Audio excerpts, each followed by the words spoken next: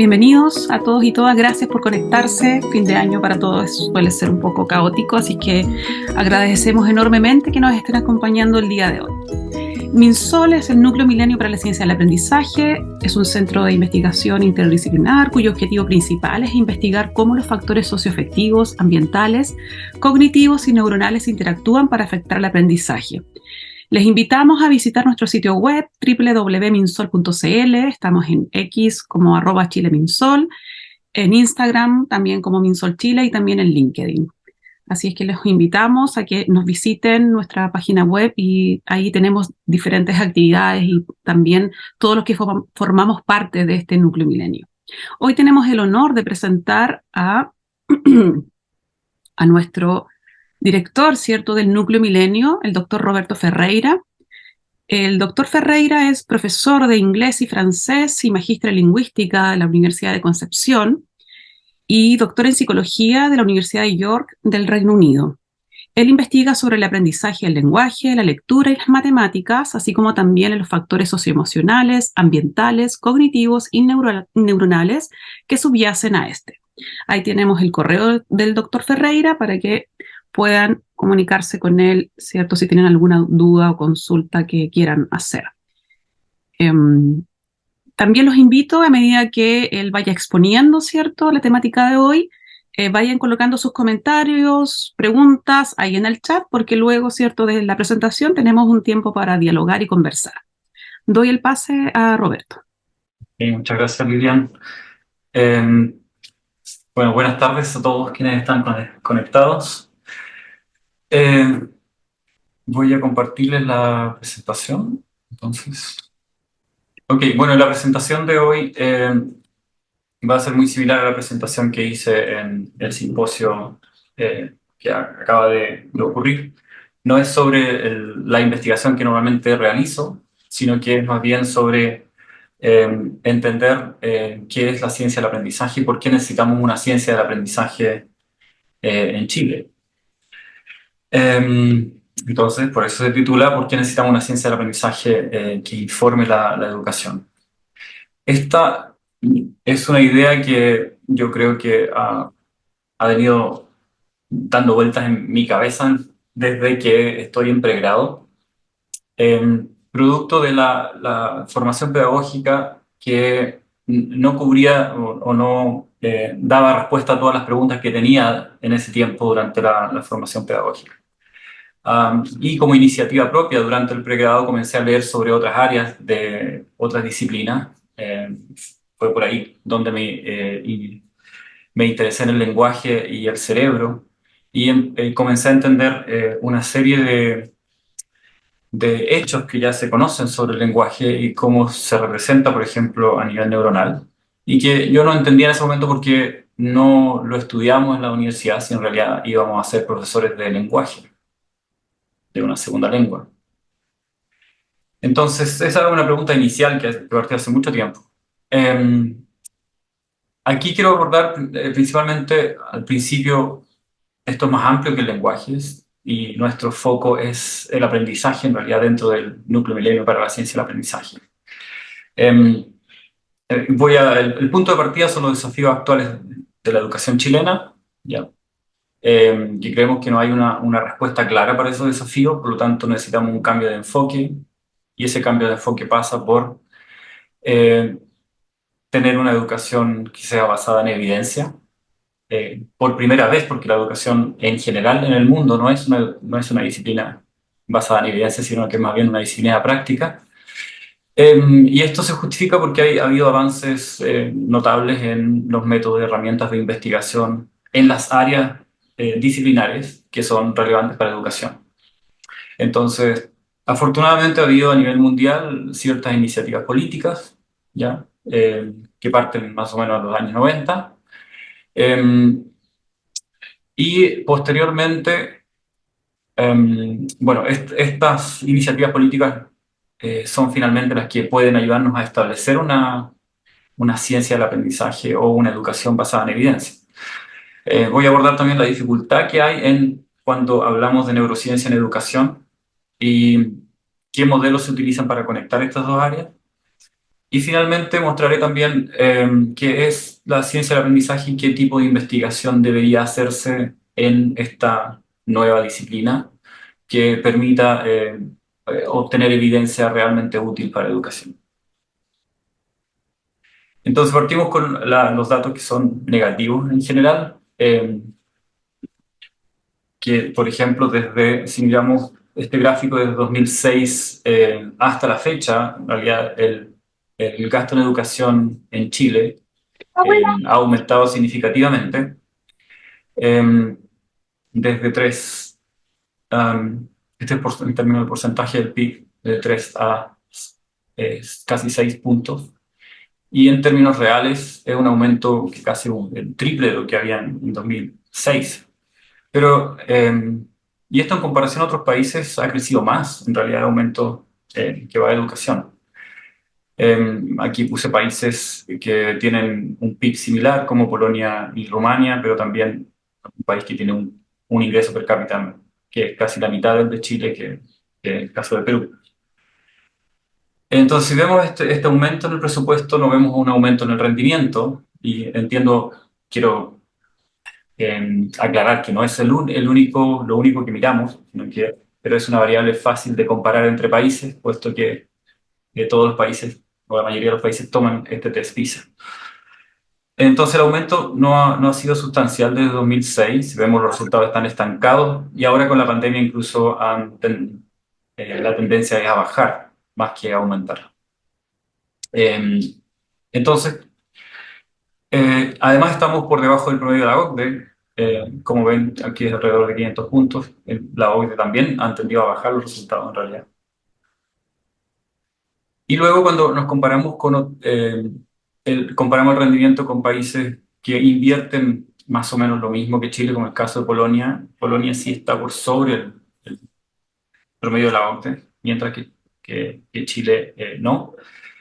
Y otros países que tienen un ingreso per cápita similar a Chile, como Rumania, pero que invierten más o menos la mitad en términos reales, tienen el mismo rendimiento de Chile. Entonces, pareciera que estamos gastando más de lo que y no estamos utilizando bien ese dinero. Luego, si nos comparamos con Perú, que gasta como un tercio en términos reales de lo que gasta Chile, el rendimiento es menor, pero no tan menor para el gasto que tiene. Y un vecino latinoamericano.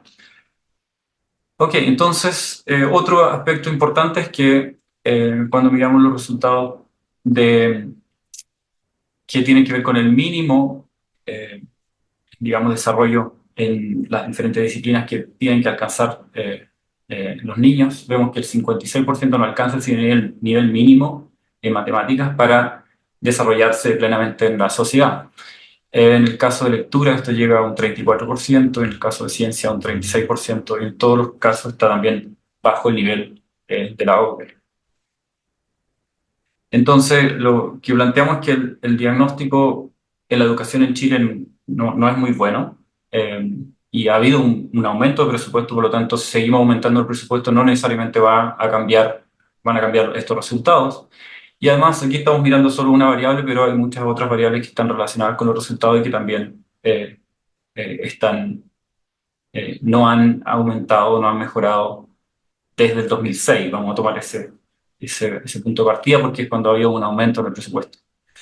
Entonces, a nivel mundial, afortunadamente se está discutiendo esta idea de que la educación o las políticas educativas, básicamente, y ahí es donde apuntamos nosotros, no a lo que pasa necesariamente es decir, la responsabilidad no la atribuimos a los profesores del sistema, sino que más bien a las decisiones políticas y a lo que se les obliga a los profesores a hacer. Y hay muchas cosas en las que sabemos que no están de acuerdo. Y desde la universidad también, nosotros tampoco.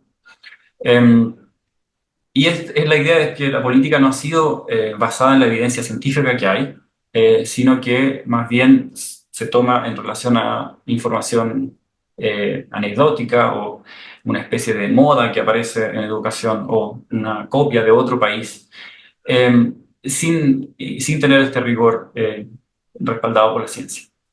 Entonces, creemos que existe la necesidad de avanzar hacia una educación basada en evidencia, en ciencia y evidencia, porque es el momento adecuado para hacerlo. No es que creamos simplemente, sino que ya desde hace unos 10 años por lo menos que se viene diciendo que hay suficiente información que es útil para la educación y por lo tanto es el momento para hacerlo.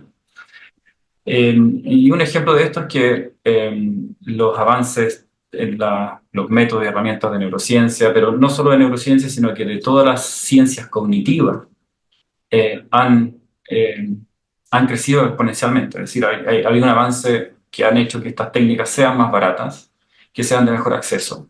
No todas. Resonancia magnética, sí, como vemos aquí, sigue siendo una técnica cara, pero los estudios han aumentado significativamente por el desarrollo de los métodos de análisis. Entonces llegamos desde tener alrededor de 500 estudios mensuales en 1997, por ejemplo, a tener eh, casi 2.500 estudios al mes que se publican con esta técnica solamente.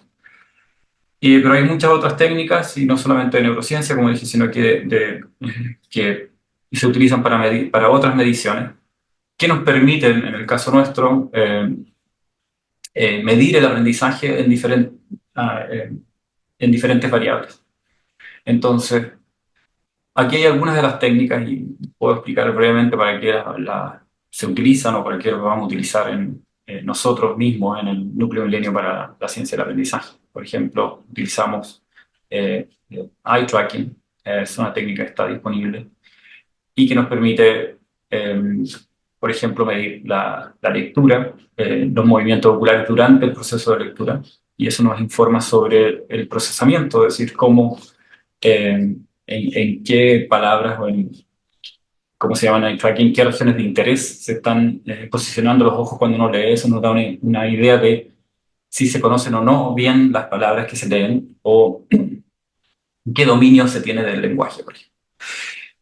Luego tenemos otras técnicas como electroencefalografía, que nos permite medir también en milisegundos la actividad cerebral durante el procesamiento de una palabra o de una imagen, por ejemplo. Y eso nos da una idea nuevamente del nivel de aprendizaje que tengamos sobre una palabra o el nivel de conocimiento que tengamos sobre puede ser cualquier estímulo. Y así, esas son técnicas, por ejemplo, que utilizamos dentro del núcleo milenio para la ciencia del aprendizaje. Últimamente también vamos a incorporar actigrafía, que nos permite medir el sueño, como vemos en esta pequeña pulsera. Y esto nos da una idea de, por ejemplo, podemos medir el sueño y el efecto del sueño en el aprendizaje, podemos medirlo con cuestionarios, pero también podemos medirlo con estas pulseras que monitorean las etapas del sueño durante la noche, por ejemplo. Entonces podemos contrastar los cuestionarios con la información que nos entregan estas pulseras. También podemos incorporar medidas fisiológicas que tienen relación con factores socioemocionales. Podemos también incorporar medidas de resonancia magnética, como ya mencioné, que nos permite obtener imágenes del cerebro en funcionamiento. Es decir, antiguamente había que esperar que una persona falleciera para poder saber si había un daño cerebral que le impedía, por ejemplo, comunicarse. Hoy en día eso no es necesario. Uno puede obtener estas imágenes tanto estructurales como funcionales del cerebro, es decir, estructurales de la forma del cerebro, pero funcionales del procesamiento que está realizando el cerebro de acuerdo al estímulo que nosotros le presentemos. Entonces, todas estas técnicas combinadas nos dan mucha información. En el caso nuestro nos interesa el aprendizaje, por lo tanto nos da una información del aprendizaje de una forma mucho más amplia que estudiarlo desde una disciplina, como sería, por ejemplo, la educación o la psicología o la lingüística por separado. Entonces, la idea de este centro es estudiar el aprendizaje de todas las dimensiones. Okay. Bueno, a nivel político, en los años 90 partió esta iniciativa que se llamó la década del cerebro, que fue la primera vez que desde, eh, digamos, desde el gobierno de Estados Unidos se comenzó a promover la idea de que la neurociencia era útil para la sociedad. Y esto involucró organismos como la Biblioteca del Congreso y el Instituto Nacional de Salud Mental en Estados Unidos. Y la idea era darle más visibilidad a la neurociencia en la sociedad. Y creo que este movimiento logró ese objetivo, ya que contribuyó a avances en investigación y tratamiento de enfermedades neurológicas y neuropsiquiátricas en general. Y fue el primer intento de decir, a ver, la neurociencia está en un estado en que nos puede informar sobre diferentes aspectos a la sociedad en general. Pero no es solo la neurociencia en realidad, porque la neurociencia siempre está aplicada a algo, ¿ya? Entonces puede estar aplicada a diferentes disciplinas. Podemos estudiar la neurociencia de la conciencia, la neurociencia de los procesos cognitivos, la neurociencia de la emoción, la neurociencia del amor, si quieren. Por lo tanto, en una segunda iniciativa, digamos, política, se habló de la década de la mente. Entonces, ir desde la neurociencia de lo más estructural, digamos, a una iniciativa que tenga que ver más con el ser humano, con la cognición humana, con las emociones humanas. Y es ahí donde empezamos a decir, bueno, esto tiene relevancia para educación, ¿ya? Porque la educación tiene el propósito de formar a las personas, y si forma a las personas, entonces está moldeando el cerebro de las personas. Por lo tanto, los profesores en general deberían saber sobre el cerebro porque están trabajando sobre o están moldeando ese órgano que es el órgano del aprendizaje. Por lo tanto, es muy relevante, ¿verdad? Y claro, aquí podemos mencionar quienes estuvieron en el simposio del lunes, conversaciones sobre neurociencia y educación. Habrán escuchado sobre neuroplasticidad o neurogénesis o consolidación de la memoria, que son conceptos que en general los profesores no aprendemos sobre estos conceptos en la universidad, al menos en la formación pedagógica, donde deberían estar. Entonces, no tenemos idea cómo en realidad se almacena la información en nuestro cerebro, de qué variables depende, qué significa, por ejemplo, la memoria de trabajo, por qué es importante en el proceso de lectura, por ejemplo. Eh, Cómo no saturar la memoria de trabajo, por ejemplo, es un aspecto súper importante. Eh, Cómo no distraer por estímulo, o por qué no es necesario tener tantos estímulos, sino que en realidad, más bien las salas de clase no deberían tener tantos colores, ¿ya? Esos son aspectos que en realidad deberíamos ver en la universidad y no los vemos. Entender cómo funciona la neuroplasticidad, es decir, saber que cuando aprendemos algo, detrás de eso hay neuronas que se conectan y procesos de sinapsis que se refuerzan cada vez que practicamos. El entender ese complejo proceso nos permite entender el aprendizaje de una manera mucho más profunda y nos da también la idea de que esto no es tan rígido como muchos pueden creer, que la inteligencia, o hablo en general de la inteligencia, algo rígido, sino que es algo que se puede moldear. Entonces, creo que ese es solo mensaje, y de hecho hay evidencia de que simplemente comunicar el hecho de que existe la neuroplasticidad, ya hay un efecto en la expectativa que las personas tienen sobre el aprendizaje. Entonces, muchos de estos conceptos son muy útiles y uno se pregunta por qué no están en la formación pedagógica. Por ahora tenemos solamente un curso de psicología en general, que es como básicamente la historia de la psicología. No es la psicología más actualizada, ni es muchas veces la más relevante para la educación, salvo ciertas cosas. Me parece que Piaget, por ejemplo, que se estudia, me parece relevante todavía, aunque a veces no se estudia de la manera más actualizada. Ok, bueno, y llegamos desde la década de la mente algo que ocurrió hace un año solamente, y yo estuve en la presentación de o una de las presentaciones, no voy a decir que es la única presentación, pero se presentó un simposio en el Congreso Mente, Cerebro y Educación en Montreal. Y este informe de la UNESCO se llama la Evaluación Internacional, eh, basada en ciencia y evidencia. Okay, ese es el nombre que recibe. Y es muy importante porque es la primera vez que expertos en educación y científicos de las diferentes disciplinas que pueden ser relevantes para la educación se reunieron e hicieron un informe, una evaluación de la educación, de cuál es el estado actual de la educación.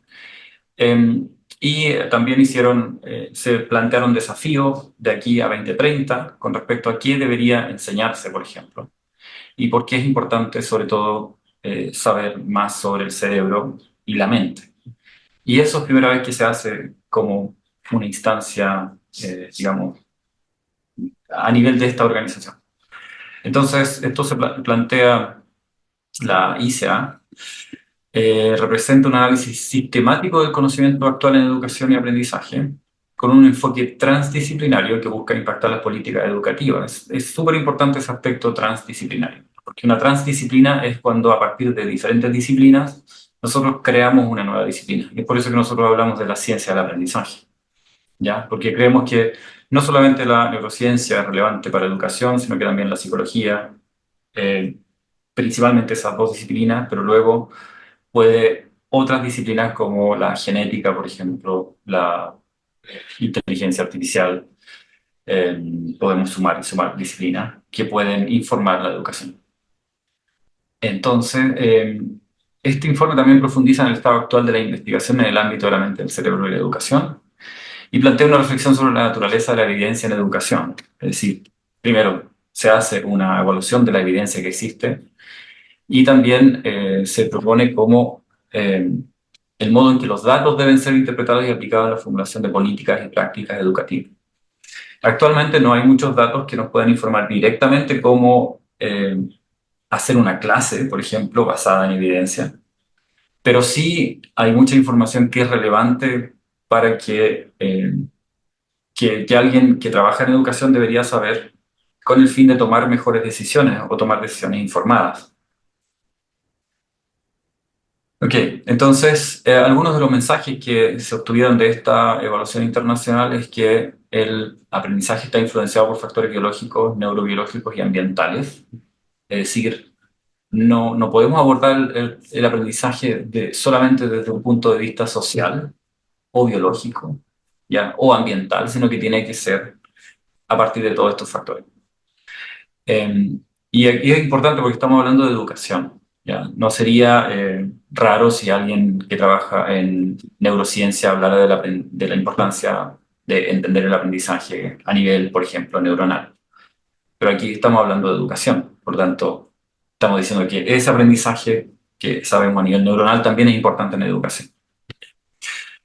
Entonces, promueve un enfoque educativo integral centrado en el cerebro, vinculando los dominios cognitivos y socioemocionales. Aquí también la importancia de otros factores, no solamente los factores cognitivos, no solamente los factores socioemocionales, sino que todos estos factores porque son parte del aprendizaje. ¿Ya? Nosotros podemos diseñar una clase que sea efectiva para generar aprendizaje, pero si hay otras variables que están afectando al individuo que recibe esa clase, o sea, el estudiante, ese aprendizaje no va a ser de la misma forma. Por lo tanto, creemos que es importante ocuparse de la interacción de todas estas variables en el aprendizaje. Ok, muy importante. Entonces, hace hincapié en la importancia del diálogo, la investigación y la colaboración multidisciplinaria para asegurar una educación efectiva y relevante. El diálogo es muy importante porque desde esta disciplina o de estas áreas, digamos, o desde la gente que le interesa la relación entre neurociencia y educación, y creemos que la transición hacia una educación basada en evidencia pasa por el diálogo con los profesores, producto de que muchas de las preguntas vienen del aula misma, o sea, no vienen de la neurociencia, no vienen de los investigadores necesariamente, y además no se cree que hay que formar algo eh, prescriptivo, sino que debe ser algo que se construye en diálogo con las comunidades educativas. Okay. Entonces, bueno, en definitiva, la ICEA resalta la importancia de fundamentar la educación en la evidencia científica en lugar de seguir tendencias o ideas no probadas. Eh, este informe de la UNESCO en realidad fue casi una sorpresa para nosotros porque ya habíamos postulado al Núcleo Milenio para la Ciencia del Aprendizaje cuando vimos este informe, entonces fue súper bien recibido porque no sabíamos que representaba muy cercanamente lo que nosotros habíamos planteado. Ok, bueno, una de las cosas que ocurren cuando se habla de neurociencia y educación es que, como dije anteriormente, hay un lenguaje que no es común ¿ya? Aprendizaje en neurociencia significa otra cosa, o está asociado a otra cosa que, distinta a aprendizaje en educación. Entonces, existe una diferencia del lenguaje que dominan los diferentes actores tanto de la educación como de la neurociencia. Por otra parte, los profesores, dentro de la formación pedagógica, no hemos tenido una formación en aprendizaje eh, eh, científica sobre el aprendizaje. Entonces, lo que sabemos de aprendizaje tiene que ver más con teorías de educación sobre el aprendizaje, pero no una formación científica. Pero sí hay interés de parte de los profesores en neurociencia y en otras ciencias cognitivas que sí interesan, que son relevantes para la educación. Entonces uno se pregunta por qué no se incorporan esas asignaturas como parte de la formación pedagógica. Y bueno, el riesgo, y esto es lo que muestran los estudios, de no tener una formación científica en neurociencia, es que el conocimiento, es que la neurociencia es muy atractiva, por lo tanto existen muchas iniciativas para vender productos que supuestamente están basados en neurociencia, pero no lo están. Eh, los neuroalgo, ¿ya? Y entonces, pues, los profesores, al no tener una formación científica, tienden a creer en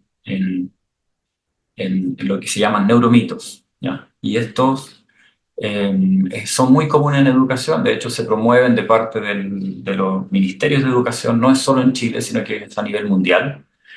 Y eso, eso también es otro argumento, o es otra, perdón, es otra evidencia de que desde el gobierno en general, desde el Estado, no se promueve una educación basada en evidencia, porque en realidad se promueve el aprendizaje de neuromitos. Y eso está en los decretos, por ejemplo, el DUA es un ejemplo de eso. Ok.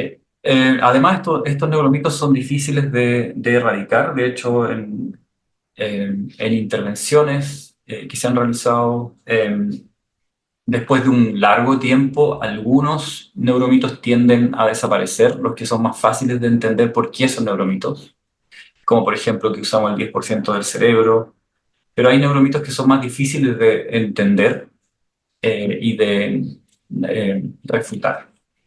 Entonces, no son tan difíciles de erradicar. Y esto también es algo consistente en el resto del mundo. Y esa es una de las razones por las que necesitamos una ciencia del aprendizaje que esté en la formación pedagógica, porque se necesita un proceso largo de educación científica realmente en educación, o de ciencias relevantes para la educación, porque no basta con un curso siquiera. Se necesita más tiempo de formación.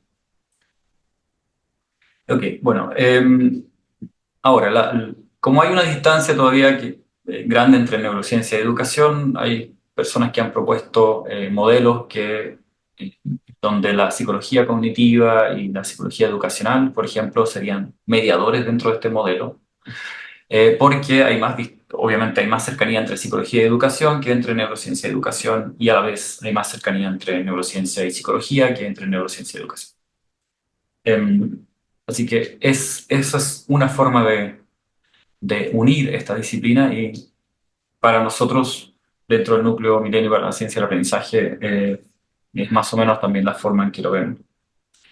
Em, Luego también, si bien hay conocimiento que debería pasar por psicología o psicología mediar el conocimiento de neurociencia y educación, también podemos hablar de rutas directas entre neurociencia y educación, puesto que hay em, algunos factores metabólicos y ambientales tienen una relación directa con educación y no tienen necesariamente un correlato psicológico.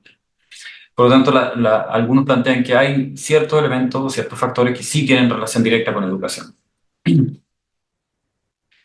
Em, Aquí hay algunas representaciones de esta disciplina. Algunos le llaman neuroeducación, aunque se ha transformado en un término no tan digamos, no tan aceptado dentro de esta comunidad porque neuroeducación también a veces se ha utilizado de mala forma, ¿ya? Pero nombres que normalmente se utilizan son mente, cerebro y educación o neurociencia educativa. Eh, Nosotros, dentro del núcleo milenio para la ciencia del aprendizaje, preferimos el término la ciencia del aprendizaje, porque creemos que trasciende a las disciplinas más comunes, que serían psicología y neurociencia, y amplía el rango de disciplinas que se pueden adoptar. Entonces, eh, es un modelo un poco más complejo que aún no tenemos así, tan claro, eh, pero que creo que a futuro podría serlo una transdisciplina que agrupe todo el conocimiento necesario de otras disciplinas y que sea útil para la educación.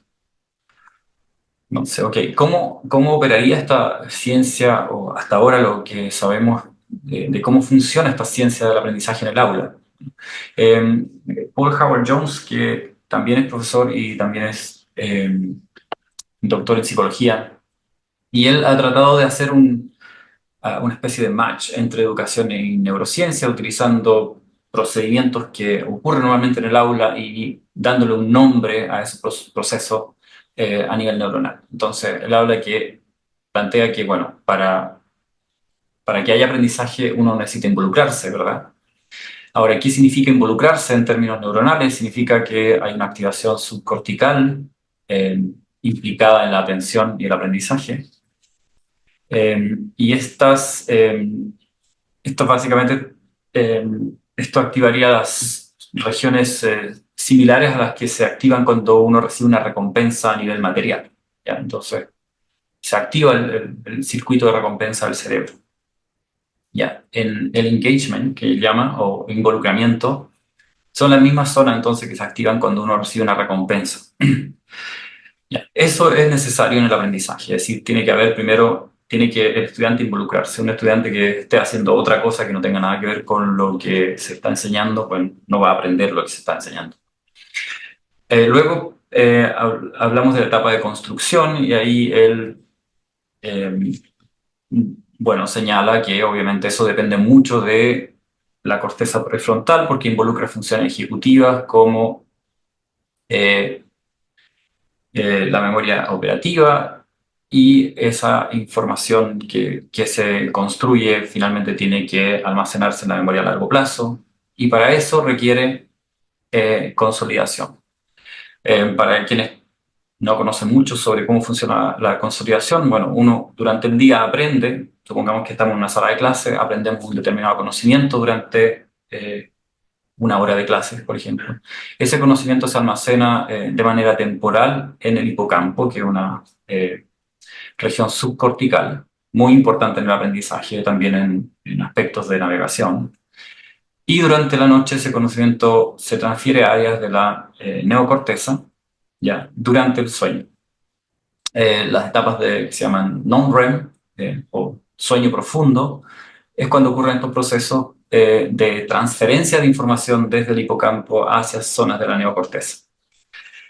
Y eso entonces sería como el término, digamos, del aprendizaje del aula. Primero se involucra el individuo, entonces involucra esas zonas que tienen que ver con la recompensa.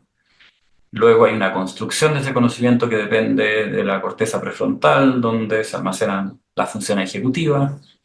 Y finalmente se almacena ese conocimiento que se aprende durante el día que también se selecciona, o sea, se integra cierto conocimiento, no todo el conocimiento. Y sobre todo se integra ese conocimiento que está más asociado a eventos, por ejemplo, hay varios factores, pero alguno de los factores puede ser lo que es más emocional, lo que está relacionado más con emociones fuertes.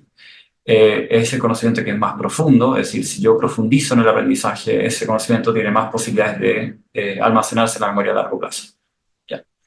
Y a eso le llamamos consolidación y depende mucho del sueño.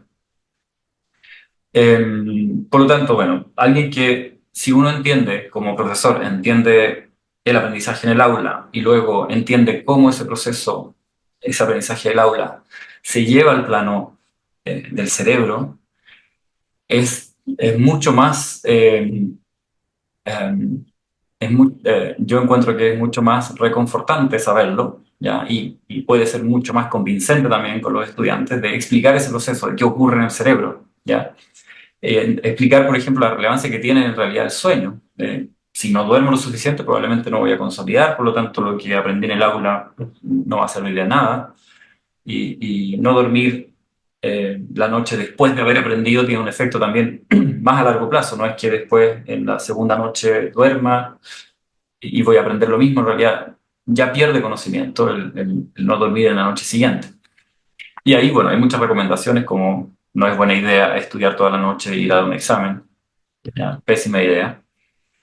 Bueno, muchas otras cosas que podría mencionar que son relevantes.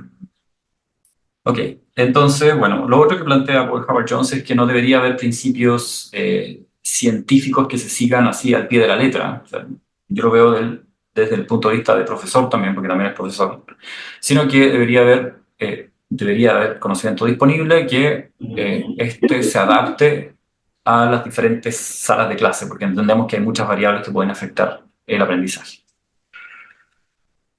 Ok, bueno, ¿cómo se realizarían investigaciones en la ciencia del aprendizaje? Y algunos han planteado esta idea de que existe una similitud entre la neurociencia, perdón, entre educación y medicina. Y la razón es porque ambas disciplinas son prácticas, en el sentido de que no son científicas, sino que son más bien prácticas. Por lo tanto, las ciencias deberían informar, pero en sí la educación o la medicina no son ciencias per se. Lo más importante en realidad es la práctica. Entonces, en medicina sabemos que sí existen los ensayos clínicos aleatorios, ya para hacer estudios, que son el gold standard, en realidad, de evidencia, para establecer causa-efecto. Es decir, si queremos probar si un determinado medicamento eh, logra curar una enfermedad, necesitamos hacer un ensayo clínico aleatorio. Y eso significa que hay grupos aleatorizados que participan en la investigación y vemos si el efecto de ese medicamento, o sea, si ese medicamento tiene un efecto por sobre el efecto placebo eh, de aplicar algo que no es medicamento. Solamente si eso ocurre, entonces se confía en que hay un efecto de ese medicamento. Entonces, en educación podría ocurrir lo mismo, es decir, se puede generar un enfoque basado en el enfoque de la medicina y hacer intervenciones como ensayos clínicos aleatorios. Es decir, no solamente hacer una intervención en el aula, sino que hacer una intervención con grupos aleatorios, ¿ya? Tal como ocurre en medicina. Em, Ahora, ¿por qué se plantea esto? Porque desde que en medicina se comenzaron a hacer estos ensayos, que fueron alrededor en la década del 40 en realidad, la medicina evolucionó mucho y se pudo confiar también más en los medicamentos porque había anteriormente a eso, incluso después de que partieron estos ensayos clínicos, había todavía eh, muchos creadores de medicamentos que simplemente querían venderlo, asegurando que había personas confiables que decían que estos medicamentos funcionaban.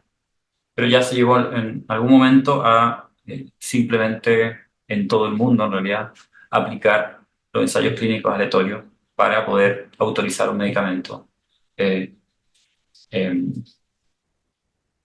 para uso en el público, ¿ya? Pero antes no era así y esto en realidad ni siquiera comenzó en los años 40 para todos, sino que más tarde.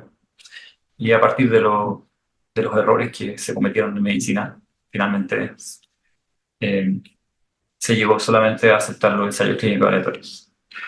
Okay. Bueno, en el caso de educación, se cree también que estos métodos podrían mejorar las prácticas educativas, cómo transformar la medicina, y han comenzado a aplicarse en educación, principalmente bueno, yo conozco en particular los proyectos que se han hecho en el Reino Unido.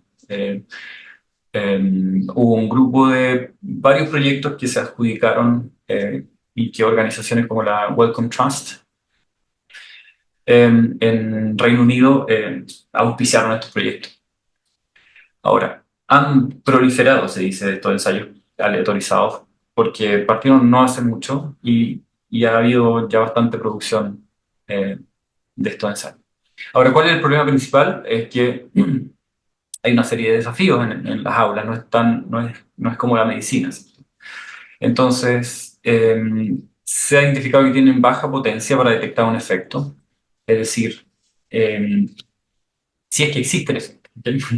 Cuando hacemos investigación nosotros queremos detectar un efecto y necesitamos tener suficiente potencia para detectar ese efecto, es decir, tener suficiente muestra, por ejemplo, de manera de detectar el efecto, porque es probable que el efecto exista, no lo podemos detectar. Eh, y eso es lo que está ocurriendo en estos ensayos aleatorios. Eh, Entiendo que la razón es principalmente porque no podemos hacer clases, por ejemplo, una muestra muy grande, por lo tanto, y poner en práctica eh, una muestra más grande puede ser bastante desafiante. Eh, no he leído en detención cuáles son los problemas exactos, pero principalmente aluden a la baja potencia de los estudios. Otro aspecto que han señalado es que la falta de efecto se ha atribuido a la fidelidad de implementación, por ejemplo, el conocimiento, creencia y práctica de los docentes. Es decir, es probable que funcionen, pero producto de que hay creencias y prácticas eh, de los docentes, es posible que ese efecto no se pueda ver. Y estos son los dos aspectos que se han mencionado. Si los estudios no tienen tanto poder estadístico o hay un problema de fidelidad de la implementación. Ok, ¿cuáles son las alternativas a los ECAs, que llamaríamos? Bueno, los enfoques que se llaman de escuela completa. Si en vez de hacer un grupo aleatorizado, simplemente podemos tomar colegios completos e intervenir en estos colegios completos. ¿Ya? Esto tendría ahora, es probable que los ensayos clínicos aleatorizados no funcionen bien porque los alumnos están igual insertos en un colegio, por lo tanto están las variables del colegio que pueden afectar esta intervención. Entonces, se ha creído que si tomamos un colegio completo, entonces podemos aislar completamente ese colegio. Entonces, en este caso tendría que haber diferentes colegios aleatorizados en vez de simplemente un grupo dentro de un colegio. Se cree que estos podrían mejorar los resultados educativos a través de intervenciones basadas en la escuela completa, ¿no? Ya que muchos factores que influyen en los resultados y limitaciones que afectan la implementación de enfoques de intervención en las aulas. O sea, eliminarían estos problemas que ocurren en las aulas. Em, Todavía o sea, esto está en desarrollo, por lo tanto no se ha llegado a un acuerdo de cuál es el mejor enfoque en educación. Pero si vemos, la idea es ir a algo similar a lo que hace la medicina como la evidencia más importante dentro de la evidencia en educación. Eh, Hemos estado pensando, por ejemplo, qué tipo de evidencia tenemos en educación. Y uno de los problemas que tenemos en educación actualmente es que toda la evidencia parece igual de importante. Y en medicina no es así, por ejemplo. Ahí tenemos otra idea que tomar de la medicina. En medicina hay diferentes tipos de estudios. Por ejemplo, lo que se llama reportes de caso. Son evidencia que se utiliza en medicina, pero no es una evidencia tan importante como un ensayo clínico aleatorizado. Es decir, puede ser un punto de partida para luego hacer otro estudio más riguroso. En educación no tenemos claro eso. Simplemente hablamos de evidencia cuando en realidad muchas veces no es evidencia tan contundente, es un estudio correlacional que requiere hacer una intervención aleatorizada, por ejemplo, para ver si realmente hay una relación causa-efecto. ¿Ya? Eso en educación no lo tenemos rankeado, digamos, no tenemos una pirámide de esta evidencia es mejor que esta otra. Y de hecho genera muchos problemas porque uno como investigador puede decidir hacer el tipo de investigación más básica, básica en términos de complejidad, porque eso es más conveniente para obtener más publicaciones. Y de hecho, eso es lo que ocurre en muchos casos. Y rara vez se hacen intervenciones en educación, o muy pocas, y porque valen lo mismo en términos de cuántas publicaciones una persona tenga, eh, que una investigación que sea simplemente una correlación de variables. Entonces, nos falta avanzar hacia establecer tipos de investigación, importancia de cada investigación, importancia de esa evidencia, etcétera. Bueno, en MinSol entonces, la idea es llegar a esta transdisciplina que sería la ciencia del aprendizaje, que es una disciplina que tomaría métodos y técnicas de diferentes disciplinas para comprender mejor el aprendizaje, ¿ya? O comprender el aprendizaje en todos sus niveles. Ok, bueno, algunas reflexiones finales. Como dije al comienzo, existen desafíos importantes en la educación chilena y mundial. Eh, Afortunadamente existe una forma de abordar estos desafíos, pero requiere un cambio de enfoque. Ya, tenemos métodos, técnicas que han avanzado muchísimo. Hay mucha información que ya se produce, que ya está disponible, pero que aún no se enseña en la formación pedagógica, ni tampoco se incluye, o muy rara vez se incluye en la formación continua. Entonces, ese es un primer desafío. Y en realidad el desafío más importante es comenzar a tomar decisiones basadas en una ciencia del aprendizaje, o al menos en ciencias que son relevantes para el aprendizaje, en vez de confiar simplemente en la información anecdótica, muchas veces subjetiva o sesgada, y que no tiene como objetivo el aprendizaje, muchas veces tiene simplemente una idea política detrás, y de hecho los enfoques en educación cambian de acuerdo a los políticos que llegan al gobierno. Y eso es un problema porque no hay consistencia, no hay algo serio detrás, sino que hay mucha manipulación. Entonces creemos que por el desarrollo tecnológico que hay, es el momento indicado para este cambio, dado que contamos con las herramientas necesarias para abordar el aprendizaje y la enseñanza en toda su complejidad. Pongo también aquí la enseñanza porque nuestro foco es el aprendizaje, pero el aprendizaje, al tener una idea clara de qué es el aprendizaje, podemos entonces saber cómo enseñar. Además, por primera vez organismos internacionales como la UNESCO y la OCDE señalan también la necesidad y la abordan en su Agenda 2030. Es decir, estos organismos están alineados y hay que aprovechar ese momento para convencer también a la gente en Chile de hacer este cambio. Así que eso, en el núcleo milenio ya hemos comenzado esto y esperamos ir convenciendo a más gente. Eso, muchas gracias. Muchísimas gracias, Roberto, por tu presentación, súper clara, muy bien, me pareció excelente. Ya. Mira, vamos a partir primero con los comentarios que nos dejaron en el chat y luego vamos a dar Ok. la palabra si alguien quisiera también comentar algo. Mira, la primera comentario que nos señalan acá en el chat lo hizo Claudia y ella dice si el DUA es un neuromito. Esa es su duda. ¿Puedes ayudar con esa Ups. respuesta? Sí, se me ocurrió mencionarlo. Yo no conozco completamente el DUA, pero con todos los colegas que está basado en un decreto, ¿verdad? Eh, que señala que se debe enseñar eh, de acuerdo al estilo de aprendizaje, o tiene relación con el neuromito de los estilos de aprendizaje, que puede partir de un error. A ver, podemos decir que existen diferentes estilos de aprendizaje porque la gente o los estudiantes reportan que tienen un estilo de aprendizaje, ¿ya? Pero una preferencia, es decir, me gusta más aprender con imágenes o me gusta más aprender con música. Pero eso no significa que se les tenga que enseñar de acuerdo a su preferencia. Y por muchas razones que pueden ser bastante obvias. ¿Ya? Una razón es porque un niño en desarrollo va a cambiar muchísimo a lo largo de su infancia y adolescencia.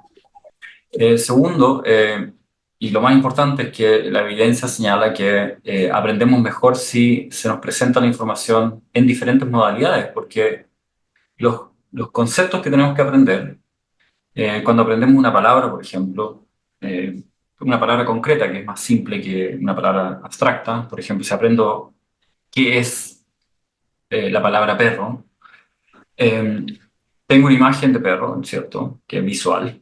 El sonido que hace un perro cuando ladra. Si veo al perro en movimiento, cómo corre, la información motora, eh, etcétera. Hay diferentes tipos de información. Si tengo la posibilidad de, no sé, tocar la cabeza del perro, voy a ver que tiene piel, etcétera. Toda esa información, mientras más información tenga en las diferentes modalidades, mejor para el aprendizaje porque voy a poder integrar ese concepto de mejor forma. Entonces, no tiene ningún sentido que yo quiera aprender solamente de manera visual, eh, que es perro, ¿verdad?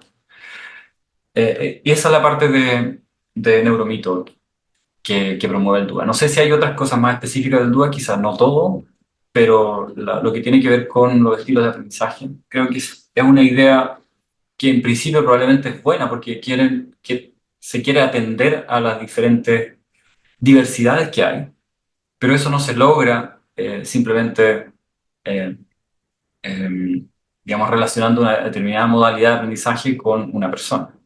Es decir, la mejor forma de abordar esa diversidad es en realidad promoviendo diferentes modalidades y no eh, asignando modalidades a las diferentes personas. Eso, no sé si con eso respondo. Creo que sí. Bien, mira, acá tenemos a Sebastián Herrera. Él nos dice, buenas tardes, muchas gracias por la instancia. Quería formular una pregunta al doctor Ferreira. Para que haya aprendizaje, sí tiene que existir involucramiento, es lo que señalaste tú, ¿cierto?, Ujú. de la presentación. Entonces, nos plantea Sebastián, ¿cómo lograr aquello cuando hoy existen múltiples distractores, siendo uno de ellos el teléfono? Al respecto, existen diversas opiniones. Por ejemplo, hay personas que consideran que puede ser usada como una herramienta. En Nueva Zelanda, por ejemplo, se ha publicado en la prensa que lo prohibirán en las aulas. ¿Ya? Eso es uno. Y segundo, dice otra pregunta, ¿cómo romper con la brecha que existe entre la academia y la práctica concreta que se desarrolla en el aula?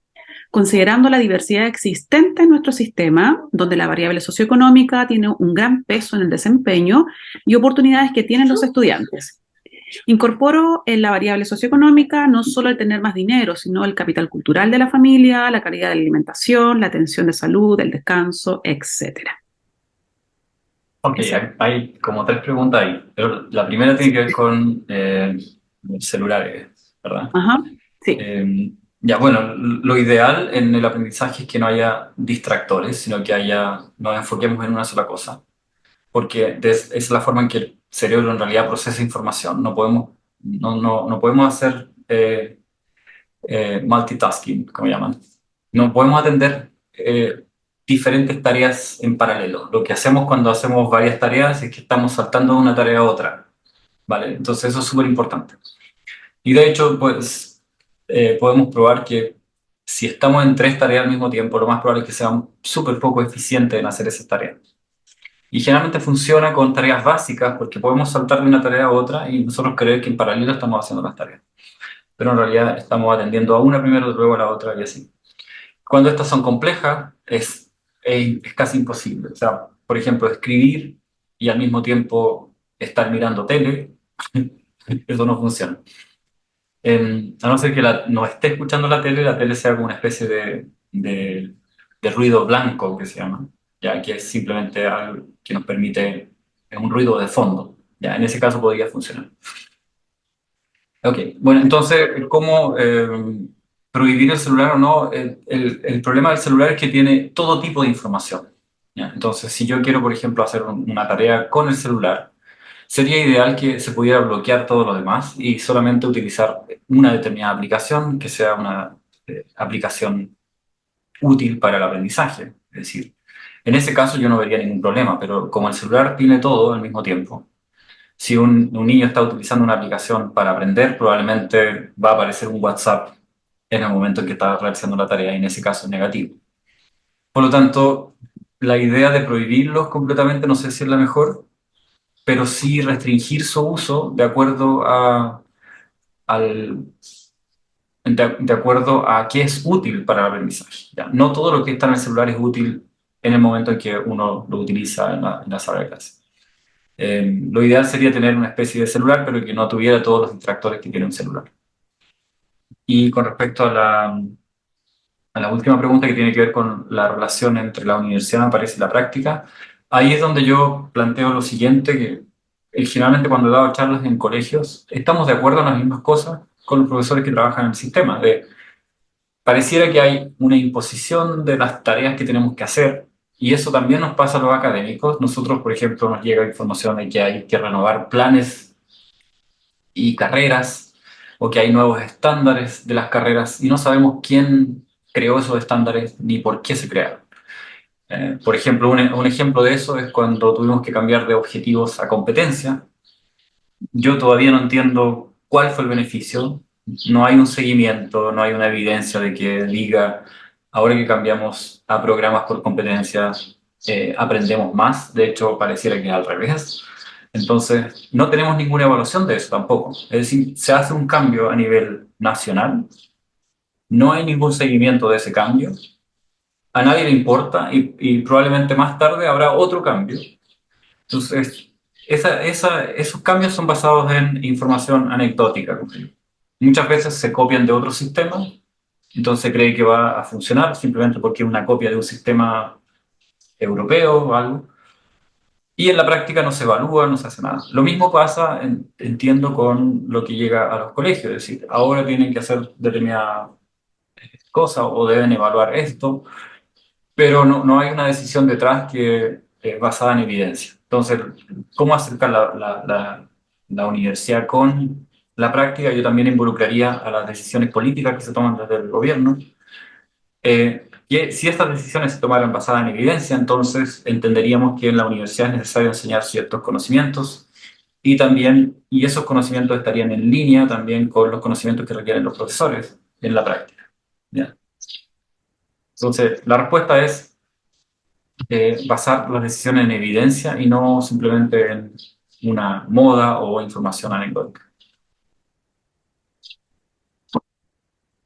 Gracias, Roberto. Mira, en honor al tiempo también vamos a dar la oportunidad, si alguien quisiera comentar algo y consultar acá en nuestra presentación, en nuestro diálogo, vamos a dar el pase a que alguien pueda intervenir, si así lo Mira, quisiera. alguien menciona aquí, Claudia, que hay celulares que cuentan con perfil para niños y el adulto tiene el tiempo. Creo que eso es ideal.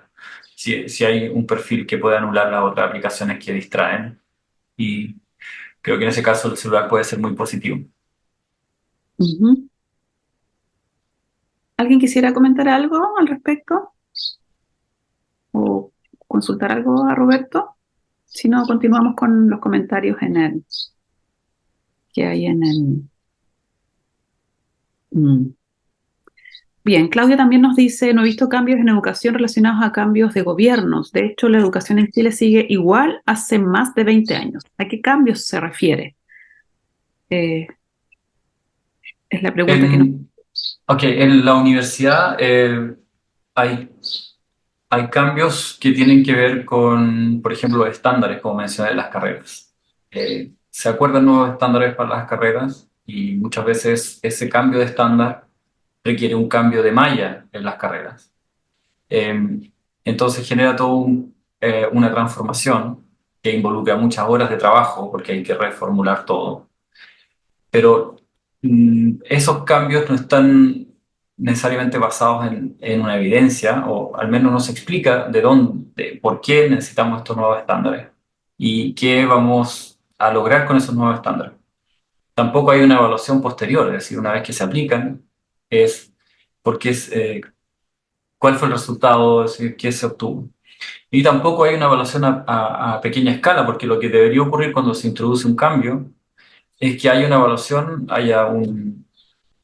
lo que ocurre en medicina, que debería haber un grupo experimental y un grupo control para saber si al cambiar digamos, de estándar, tenemos realmente un efecto positivo y en qué variable ese efecto es positivo. ¿Ya? Eso es lo que no se hace, simplemente se hace una aplicación a gran escala de todo el país y, y no se evalúan tampoco esos cambios. Ok, gracias Roberto. Tenemos un Lidia que levantó la mano. Bien, Lidia, tienes ahí Hola, micrófono. buenas tardes. Muchas gracias por la iniciativa. Quería comentar respecto de precisamente del foco de esta exposición y a la necesidad de tomar decisiones basadas en la evidencia. El DUA precisamente no es un instrumento que tenga mucha evidencia que soporte. La mayor cantidad de información e investigaciones que se han hecho es sobre la percepción de uso del DUA y sus principios y desde un enfoque cualitativo. Como ustedes bien saben, el enfoque cualitativo nos permite conocer las realidades y los contextos específicos, pero no nos permite generar evidencia empírica que sostenga que el modelo es efectivamente útil para lo que está formulado. Entonces, ese es el gran problema que tiene el DUA y su utilización, la cual está más bien mediada e impuesta a través del decreto 83, quien lo propone como herramienta y los lineamientos ministeriales. Sin embargo, esos lineamientos ministeriales tampoco tienen soporte científico que nos permita afirmar de que el DUA va a generar herramientas. Bueno, si yo lo veo a través respondiendo a la Claudia, por el chat nos dice que es una herramienta, no un modelo. Si yo lo veo a través de las gráficas que se presentan, es más bien un modelo que incluso trata de asemejar ciertas funciones cognitivas a áreas cerebrales a través de lo que representa. Y nosotros, si no conocemos las áreas cerebrales que se activan a través de cada uno de esas funciones cognitivas a las cuales refiere, o a cada una de las fases a las cuales refiere este modelo, no podemos saber si efectivamente es válido. Okay. Ok. Súper, Lidia, me gustó el comentario de Lidia. Porque aportaste información además sobre qué decreto era, yo no me acordaba exactamente, el decreto 83 entonces. Y un comentario sobre lo que comentaste. Ahí está el problema del tipo de evidencia que tenemos en educación que comentaba anteriormente, que se dice, hay evidencia, pero es una evidencia sobre la percepción que tienen del DUA, ¿ya?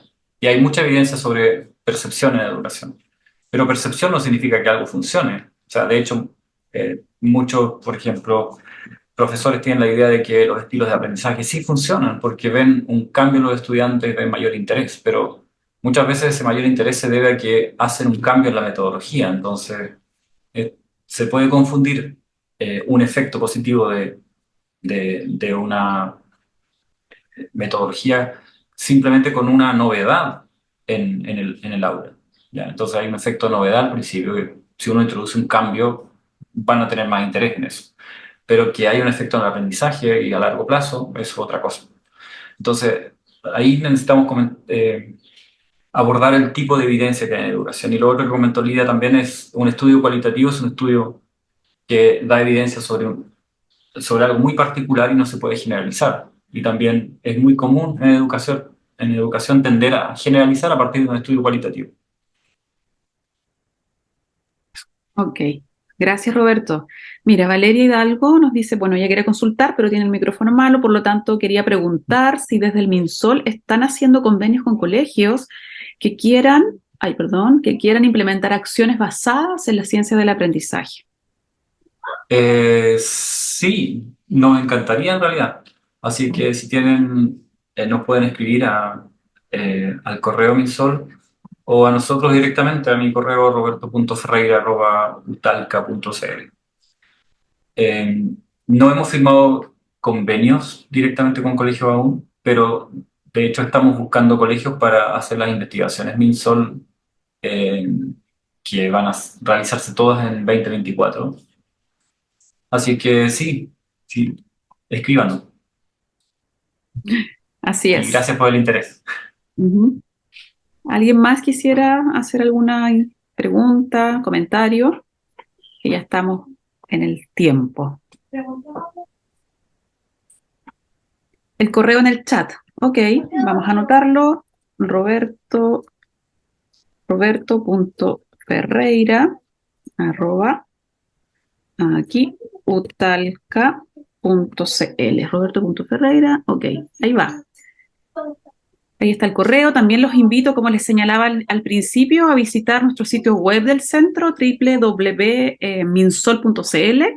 Ahí tenemos las investigaciones de todos los investigadores que participamos del MinSol, las actividades que vamos desarrollando, así es que los invito a todos también a unirse a nuestro Instagram, a X y a visitarnos en LinkedIn. Ahí estamos en todas esas plataformas con toda nuestra información. Agradecemos enormemente el que hayan estado acompañándonos el día de hoy. Y bueno, este era nuestro último coloquio de fin de año. El próximo año ya vamos a partir con la nueva ronda, así es que los dejamos súper invitados a que estén continuamente en contacto con nosotros. Ahora quisiera pedirle a los que pueden, ¿cierto? Evidentemente, a encender sus camaritas porque queremos dejar este registro para la historia, ¿vale? A ver, a la cuenta de 3, poder hacer así una seña, a la 1, a las 2 y a las 3. Ahí va.